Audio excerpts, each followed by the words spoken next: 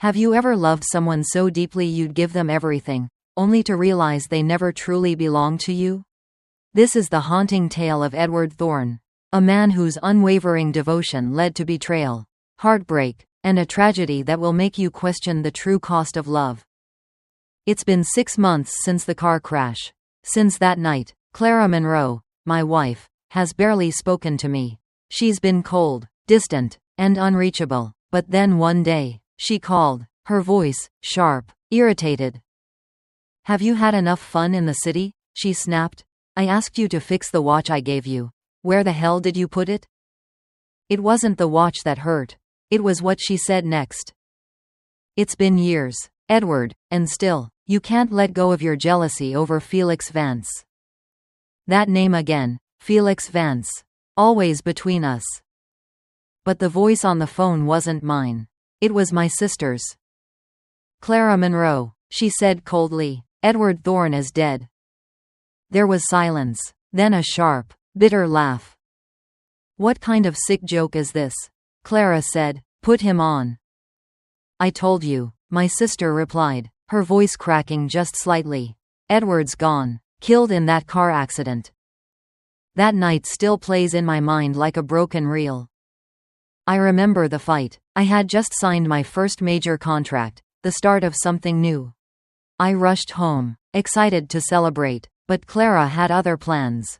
It was her birthday, and she was meeting Felix Vance. I couldn't hide my anger.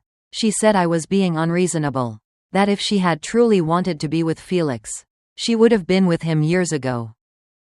I lost control. I smashed everything in sight. Years of bitterness poured out of me in one reckless storm.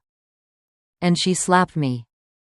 Tears in her eyes, she said, "Edward Thorne, I've embarrassed you all these years, haven't I?" At that moment, something in me broke. I turned around and left. "If you walk out that door," she yelled behind me, "don't ever come back." She got her wish. On my drive away, the accident happened. Instant, final. My sister was the one who handled the aftermath. She never told Clara I had died. Maybe she thought Clara wouldn't care. Maybe she wanted to spare me the final insult of being mourned by someone who never loved me. After my death, my soul somehow remained tethered to Clara Monroe. Maybe it was unfinished business. Or maybe I still loved her. I watched her celebrate Felix Vance's birthday like nothing happened. I watched her laugh at his jokes, pick out gifts for him. Every holiday, I'd still leave little signs, small tokens like I used to, but she never noticed. Felix, for all his charm, sometimes felt guilty. "Edward Thorne," he once whispered while alone. "Have you not come back yet? Is it because of me?" Clara just scoffed. "Don't flatter yourself. If I wanted Edward, I'd have kept him." Then came the day she remembered me, not for love, but for the damn watch. She called again. "If you're still angry, Edward, just get a divorce already. Stop dragging this out. Where's the watch I gave you to fix? Did you hide it just to spite me?" My sister answered the call. She said nothing at first. Maybe she was too furious to speak. Then Clara demanded, "Did he die or what?" "Dead," my sister said coldly. "I don't believe you," Clara growled. "Put him on. Stop playing around." I said, my sister replied, her voice steady, "Edward Thorne is dead. You'll never have to feel jealous of Felix Vance again." For a split second, Clara's expression shifted, like panic flickered in her eyes. But it vanished almost as fast. "What's he doing now?" she sneered. "Haunting me? You think I'll regret it just because he's gone?"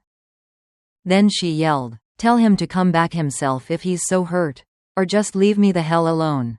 I've got nothing to regret. Not for someone heartless enough to walk out." My sister hung up on her.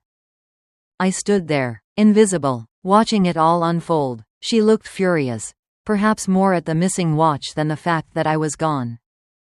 Truth is, even in death, I wasn't enough to break through her indifference. I remembered the accident. I used my last breath to call her. She hung up. She probably thought it was a waste of time. interrupting her plans with Felix Vance. That memory burns deeper than the crash itself. After the call, she didn't move for a while, just stood in silence, her emotions unreadable. Then her phone rang again. Felix Vance. "Clara, are you ready?" he asked softly. "I'm coming to pick you up, we're going hiking. Remember? I'll be there in 20. She smiled faintly. "Okay, Felix, just drive safe, all right?" She walked into the closet, probably to find something nice to wear. And me? I stayed behind, just a ghost watching a love I never truly belonged to. I once believed love could survive anything, even death. But some people, they don't realize what they had until it's too late. And some never do. She tore through the closet like she was chasing a ghost. Hangers clattered, sleeves brushed against her arms. But nothing seemed right. Finally, with a frustrated huff, she stormed out of the room and shouted downstairs, "Doris Jenkins, where the hell is my sportswear?" Doris, the maid, heard her and came running up. "Ma'am, I put all your clothes in the closet like always. Which one are you looking for?" "The brown one with the 2 stripes down the sides. The one with all those English logos on it," Clara Monroe snapped, her tone sharp, her patience already worn thin. Doris blinked, clearly confused. "This one maybe?" she asked, pulling out a folded outfit from a shelf. Clara rolled her eyes. "Not that, I just checked, it's not there." Truth was, the sportswear was buried deep in the back of the cabinet. But Clara didn't care to look. She never wasted energy on things, or people, she deemed unimportant. Her attitude toward Doris said it all. "Well, I'm not sure then. You're my maid, you're supposed to manage my life. If you can't find my clothes, what good are you?" Clara's voice grew louder, sharper. That morning, Clara's temper burned hotter than usual. Doris hesitated, then dared to ask, "Are you in such a rush to see Felix Vance?" Clara stiffened, the name igniting something between irritation and longing. Doris looked down, embarrassed for even asking. "In the past, Mr. Vance always handled your clothes. He said you cared about them too much to trust anyone else. Why don't you just ask him?" "Don't bring him up," Clara snapped, venom in her tone. "If he had any real ability, he wouldn't have vanished. It's better if he never comes back." In her heart, Clara didn't believe Felix was truly gone. His death felt like an illusion, a trick to test her. She thought he was out there somewhere, watching, waiting for her to break. Still fuming, Clara finally grabbed a set of gym clothes and stormed out. Minutes later, she was in Felix Vance's car, speeding toward the suburbs. They hiked a trail together, sharing laughter and easy banter. You'd never guess she once mourned him. You'd never guess he was supposed to be dead. Halfway up the mountain, Felix turned around and looked at her with concern. "Clara, what's going on with you today? You're walking so slow, you feeling okay?" Clara gave a half-hearted nod, brushing it off. "Maybe you should take a break," Felix offered gently. "We don't have time," she muttered, clearly on edge. Still, she reached into her bag, pulled out a tissue, and carefully wiped down a stone step. Felix sat beside her but soon stood again, resting on the railing to admire the view. He turned to her again. "Seriously, Clara, what's on your mind? You've been off all day." "There's nothing wrong," she said flatly. "I know work's been crazy," he said. "That's why I brought you here, to unwind." He smiled expectantly, waiting for her to praise him. But Clara said nothing. Her silence deflated him for a moment before he quickly masked the disappointment. "You should rest more," she said coolly, changing the subject. "Let's keep going." "I'll carry you," he offered suddenly, puffing up. "I work out, you know, still got some strength left." He stripped off his white shirt, revealing sculpted abs beneath, a not-so-subtle display. Compared to him, I was thinner, softer. I used to be strong once, before Clara. I gave up exercise, gave up sleep, gave up everything to keep her together. I drank too much, worked too hard, grew weaker. She never noticed. Clara's expression flickered, a flash of something, pity, annoyance, maybe both, crossed her face. Felix caught it, and his voice softened. I'm sorry, did you two fight again? I can't do this today. Clara sighed. Let's go back, I've got work this afternoon. She turned and walked away. Felix followed, a shadow trailing behind. When they reached the car, he tried again. Let's grab lunch together? I have to get back. Come on, he coaxed. Just a quick bite. I'll drive you to the office afterward. Promise. Clara hesitated, then gave in. That small concession was all he needed to feel like he'd won something. They pulled up at his favorite restaurant. As they got out of the car, Clara rubbed her stomach lightly. Felix noticed. Hey, what's wrong? Clara didn't answer. She opened her purse and took out a small pill box. Empty. The stomach medicine was gone. Clara had always had a weak stomach.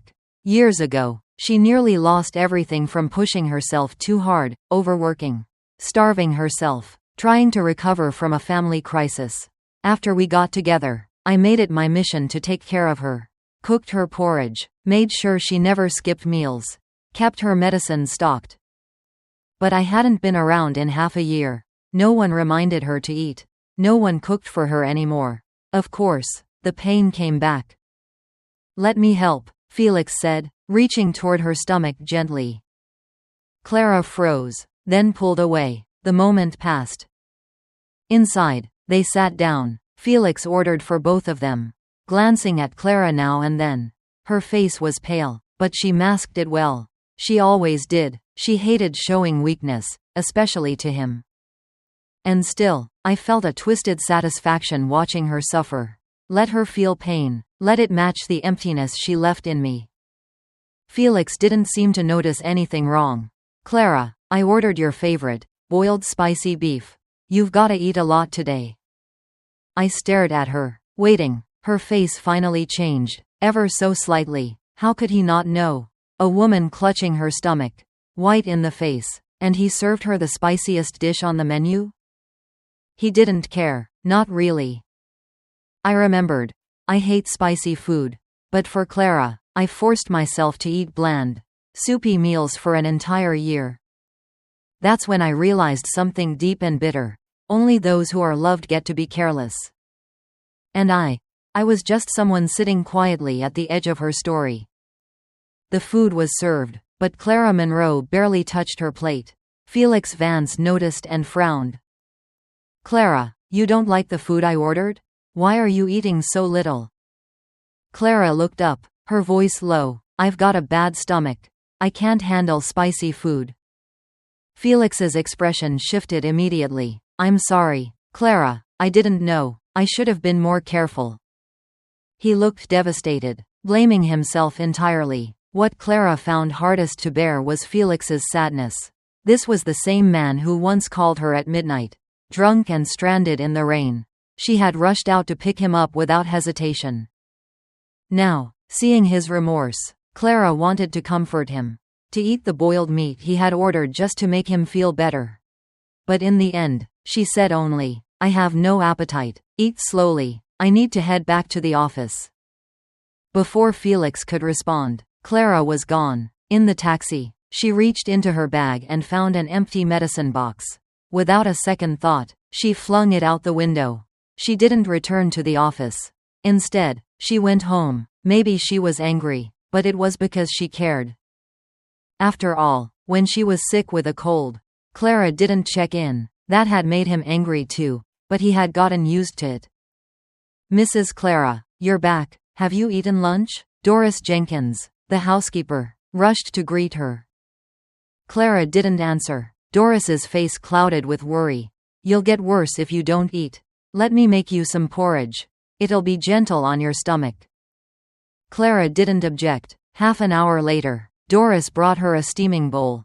Clara had spent that time flipping through TV channels, her mind clearly elsewhere. Be careful, Mrs. Clara. It's hot, Doris said, handing her the spoon. Clara took a bite, slowly. How does it taste? Doris asked. Clara didn't answer, but the taste brought a wave of memories. It was just like the porridge Edward Thorne used to make. The gentleman taught me, Doris said quickly. He said if he wasn't home, I should cook it for you. He even showed me how. Said it had to be thick and soft.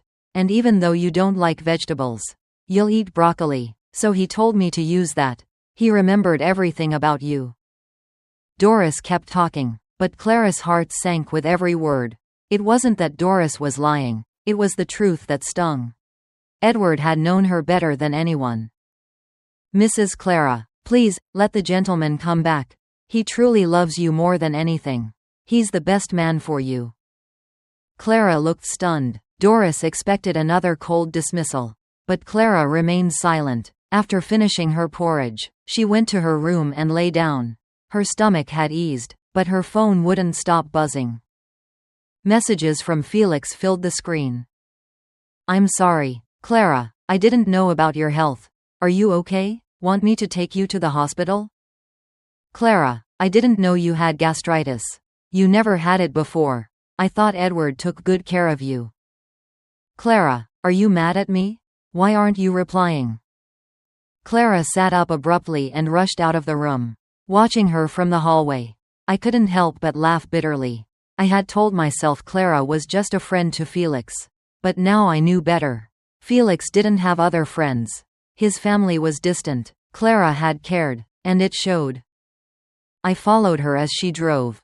Frantic, as if nothing else mattered. She parked, ran to the elevator, and pressed the button repeatedly. At the door, she rang the bell frantically.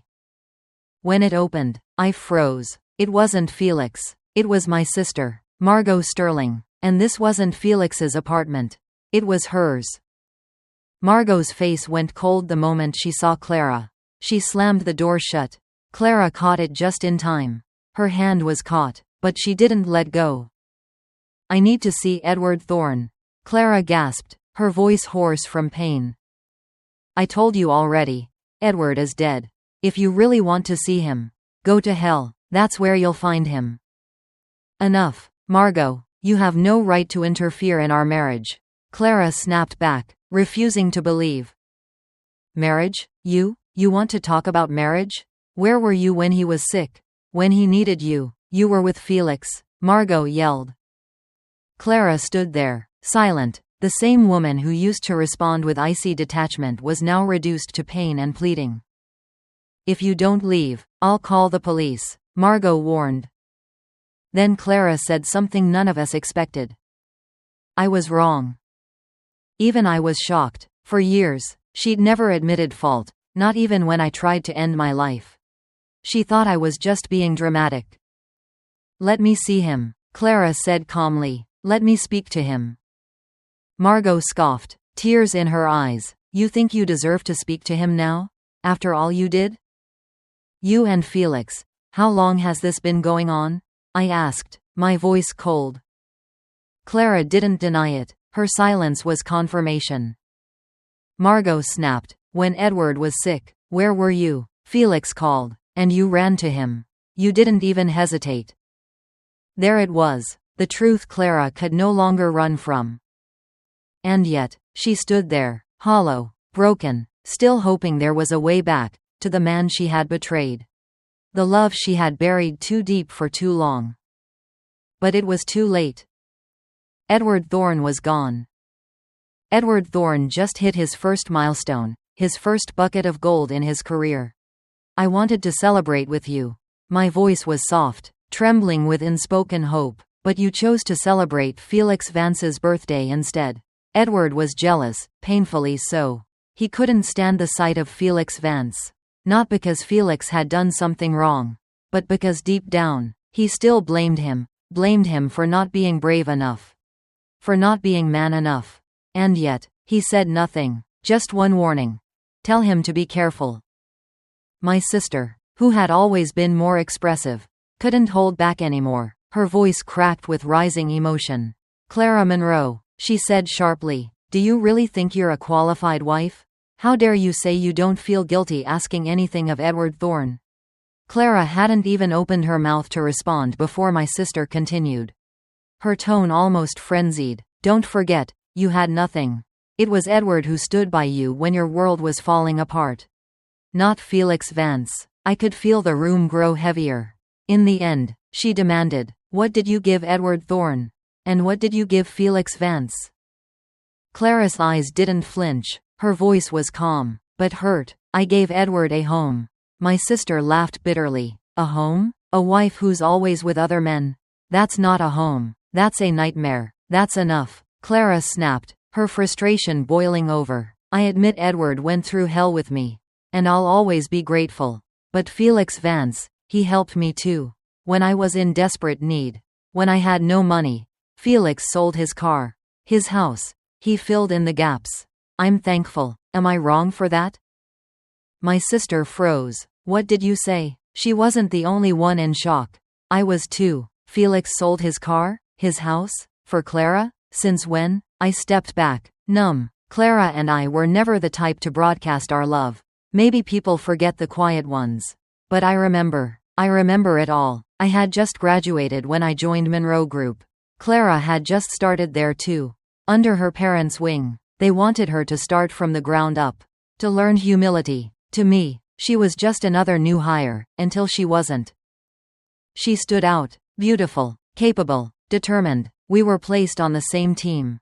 Worked late nights. Solved problems together. Slowly, feelings crept in. At first, I thought it was admiration. But then, I realized I liked her. Really liked her. One night after work, Clara offered me a ride home. As soon as I stepped out of the car, my drunk uncle and his thug friends cornered me. Give me money or I'll beat you to death. He slurred. I'd been alone for a long time.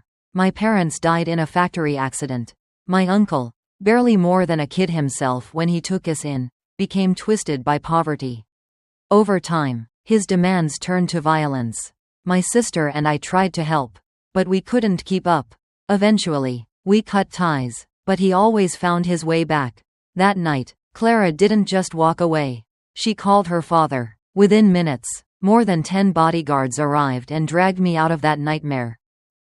If you dare hurt Edward Thorne again, I'll make sure you never get back up, Clara said coldly. Why do you care? He's not your business. My uncle spat. He is now. From that moment on, Clara sent me home every day, always with bodyguards nearby.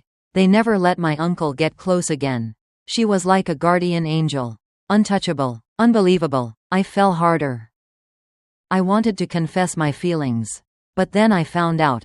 Clara Monroe wasn't just an employee. She was the heiress of Monroe Group. And I? Just a low-level staffer. My pride made me bury my feelings.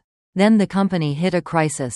Bad investments. People left in droves. But I stayed. Stayed for her. Those were the hardest 2 years of our lives. I drank in her place during meetings. I worked overnight. I collapsed from exhaustion more times than I can count. My 178 centimeters frame barely held 120 pounds. And when Clara faced her biggest battle, I gave her everything. The accident settlement from my parents' death, 1.5 million yuan, went straight to her company. Even my sister's share. She was hesitant at first. But she gave in, knowing how much I loved Clara. I repaid my sister later. Every cent. After Clara's company recovered, she hugged me. We cried. We celebrated. We drank that night. One thing led to another. We became lovers. Then partners. Then husband and wife. All these years, I thought Clara knew. I thought she fell in love with me not just for who I was, but for what we'd been through together, for my sacrifice, for my devotion. That's why I never brought up the money. I believed she knew. But now she was saying Felix filled the gaps? That he saved her?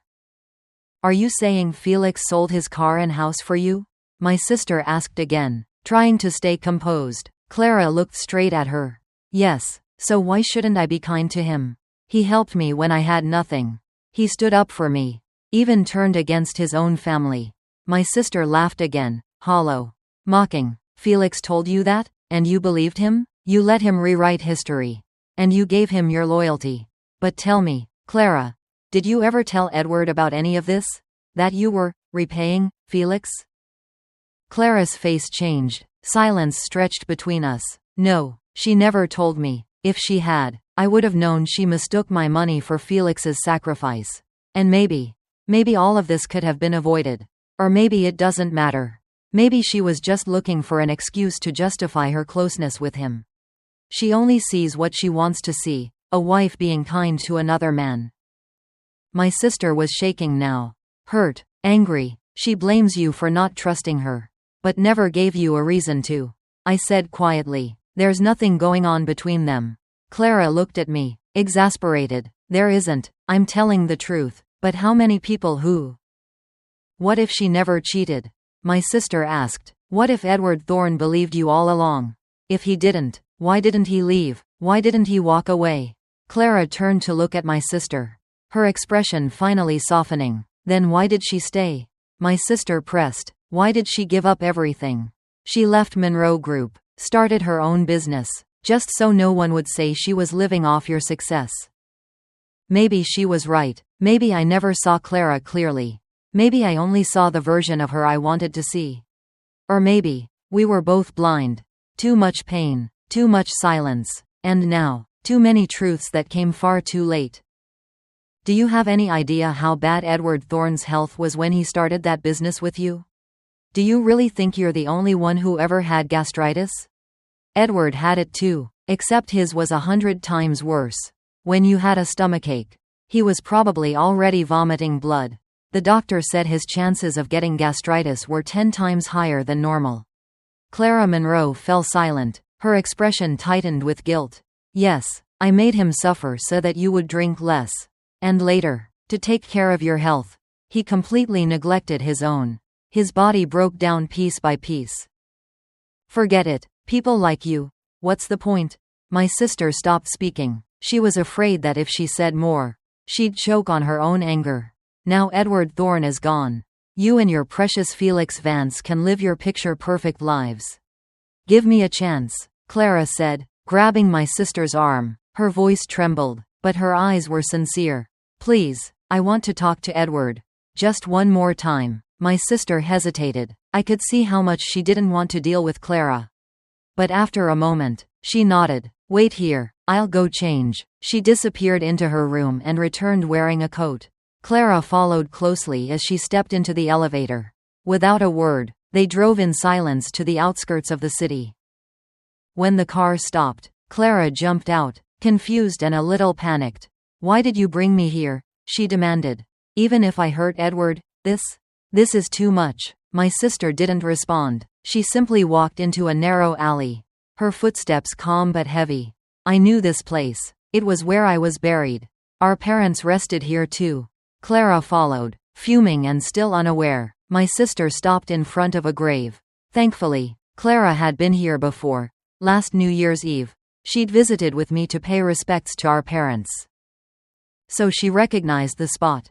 You brought me to your parents' tomb? Clara asked, her voice rising in disbelief.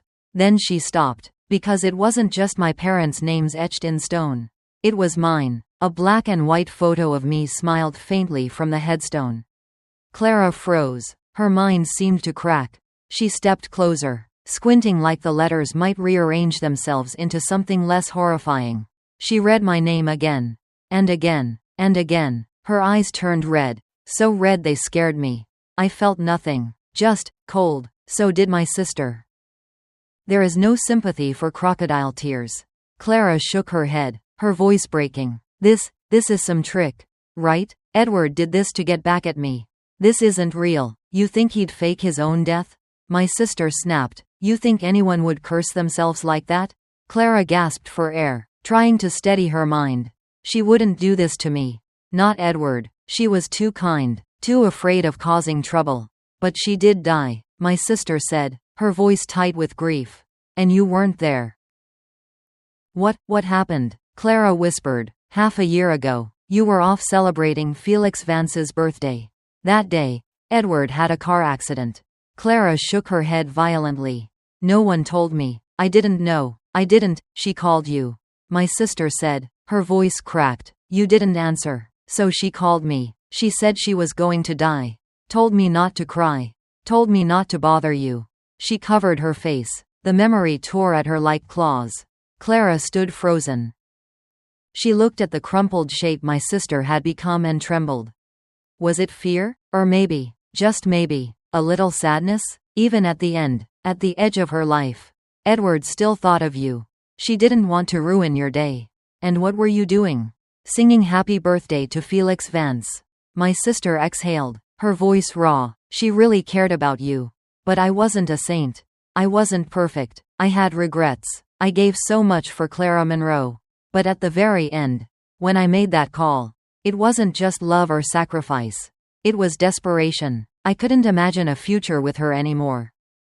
I wanted out. Clara suddenly collapsed onto her knees before my grave. The sound of her bones hitting the stone echoed through the empty cemetery. My sister didn't move. Her expression didn't soften. And I felt nothing. I saw it. I witnessed it all. But I didn't feel it. I couldn't. And yet, some small part of me still felt sadness. Like her brokenness was dirtying the path I was trying to take to peace. Clara began to bow, hard. Again and again, head smashing against the gravestone until blood smeared the marble. Still, my sister didn't stop her. I couldn't. Eventually, Clara stopped. Her body curled into a ball.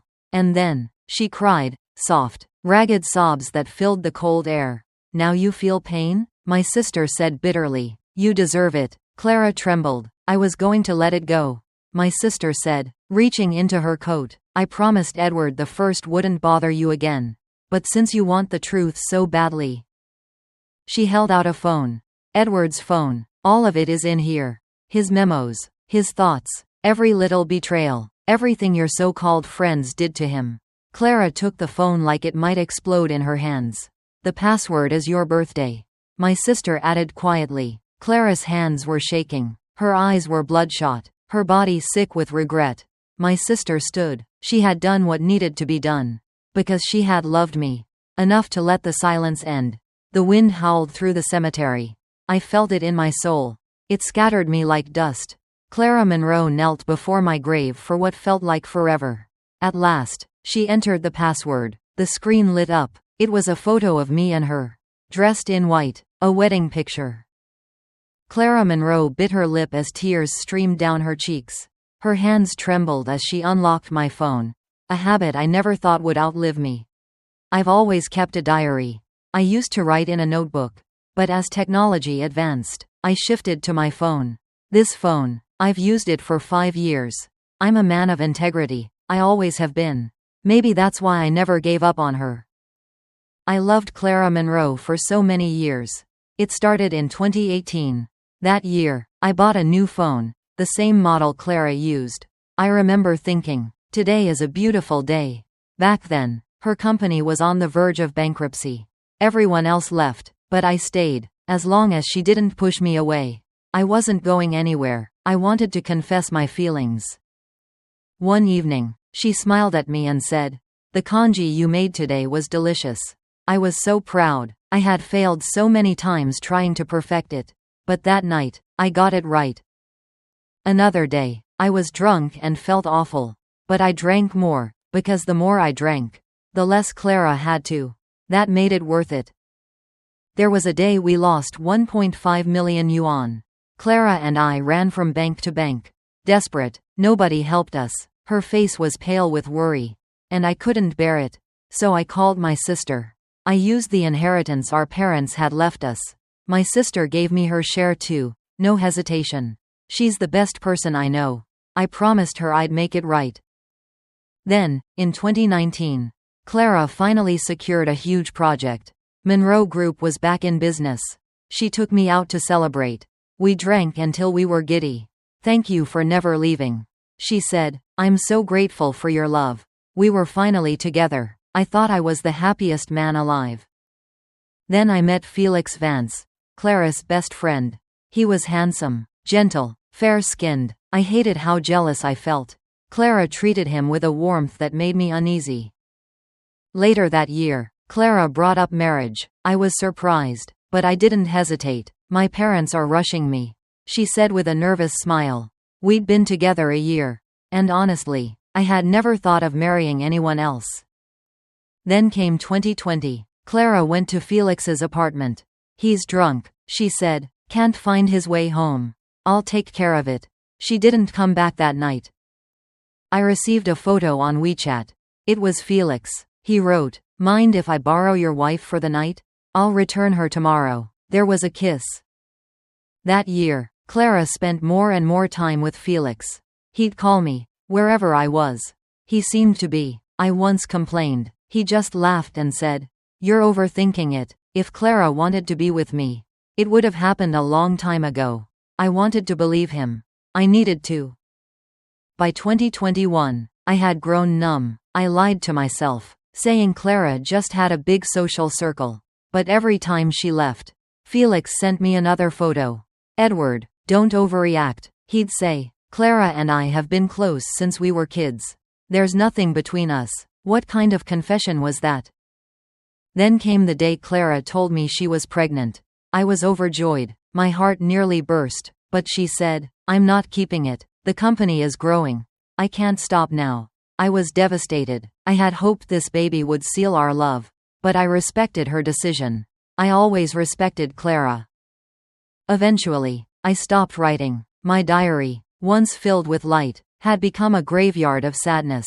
I couldn't take it anymore. Watching Clara and Felix, pretending nothing was wrong, it broke me. I started my own company, worked like hell for a year, and finally landed my first deal. It wasn't big, but it was mine. I wanted to prove myself. I wanted to catch up to Clara, to stand beside her.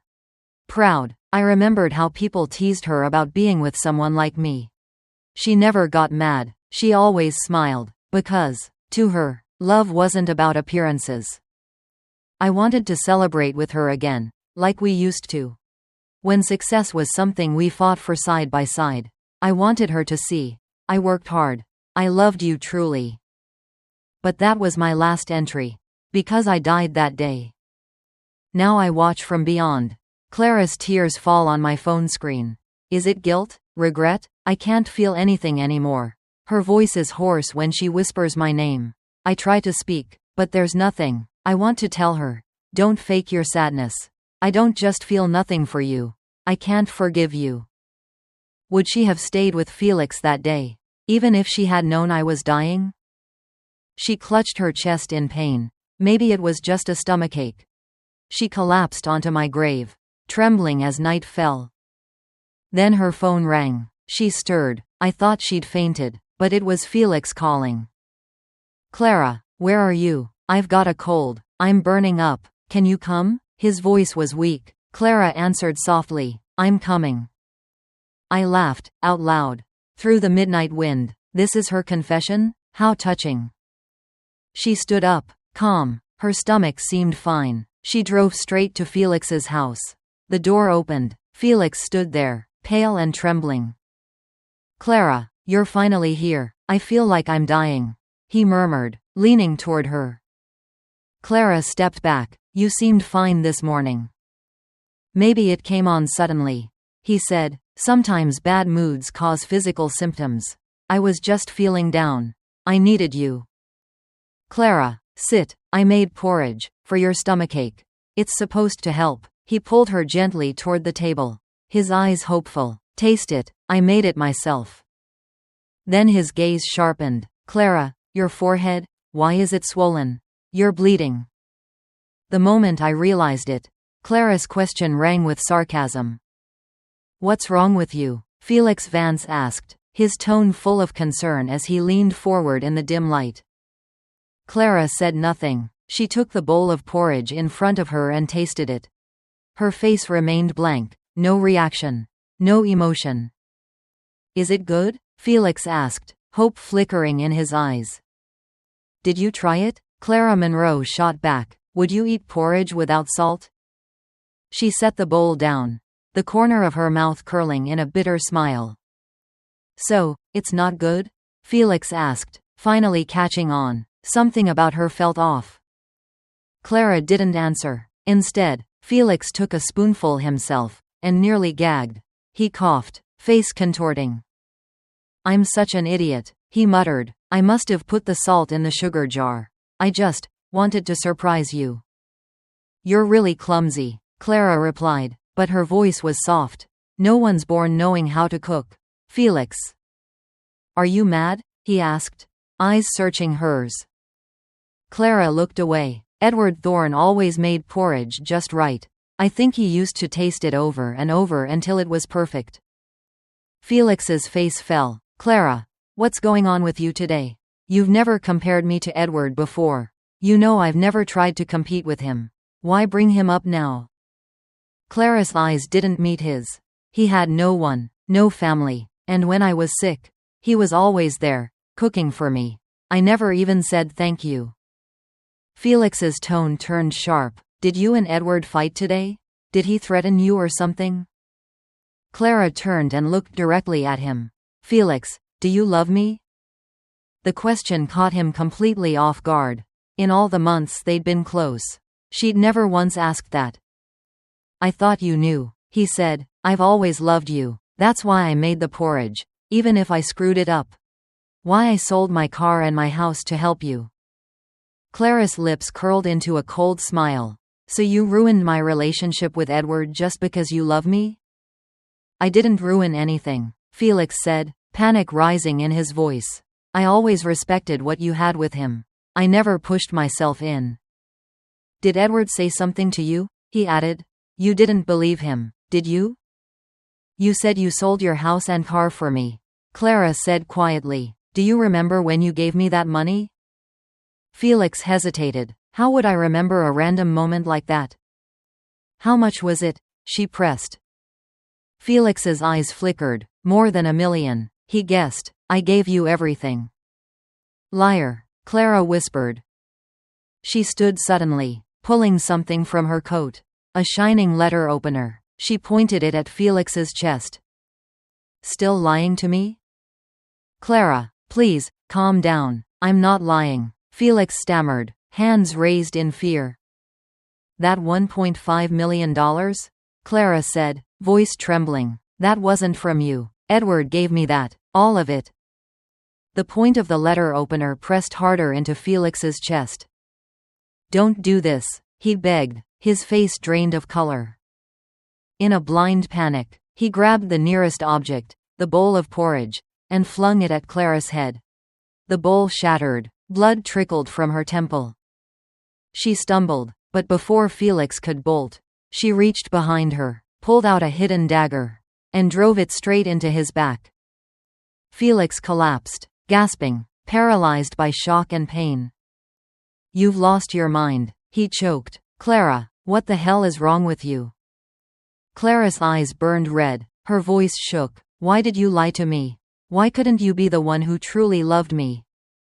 Felix blinked in disbelief. We were together, Clara, we were the real couple. And then I left for just 2 years. And you ended up with Edward? He didn't deserve you. No, she hissed. You didn't deserve me. You left because you were scared. Scared of commitment. Scared I'd ruin your perfect little life. Felix had no comeback. I watched them, frozen in the corner of the room. This argument, it was surreal. Tragic. Almost absurd. Clara, so brilliant and composed all these years, was finally breaking down. Don't do this, Felix screamed. You kill me, and it's over for you too. I'll call the police. But before he could reach his phone, Clara stabbed him in the hand. The phone slipped, clattering to the floor. She loomed over him, dagger raised. Don't kill me, Felix cried, sobbing now. I'm sorry, I shouldn't have lied. I'll apologize to Edward. Clara's face hardened. Edward's dead.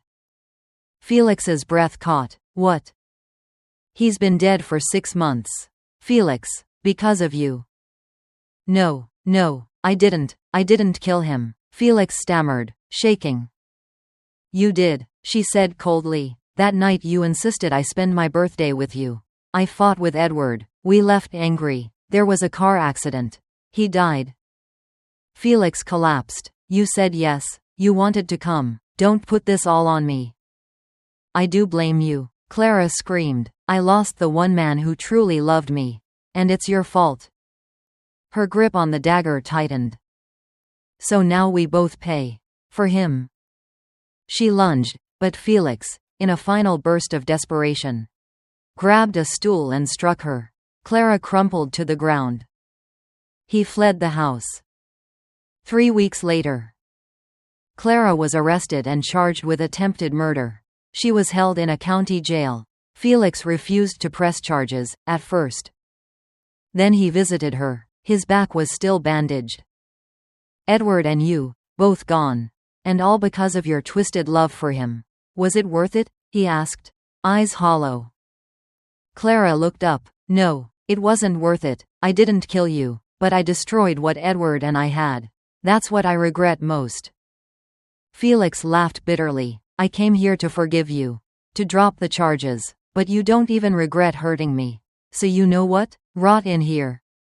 He stood up, brushing invisible dust off his sleeves.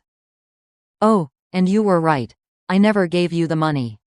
Edward did. I lied. I just wanted what he had. The love, the loyalty, the light you gave him." Clara's voice was quiet. "He never asked for anything in return. He loved in silence. And I destroyed that," Felix whispered. She didn't respond. I watched from the corner once more.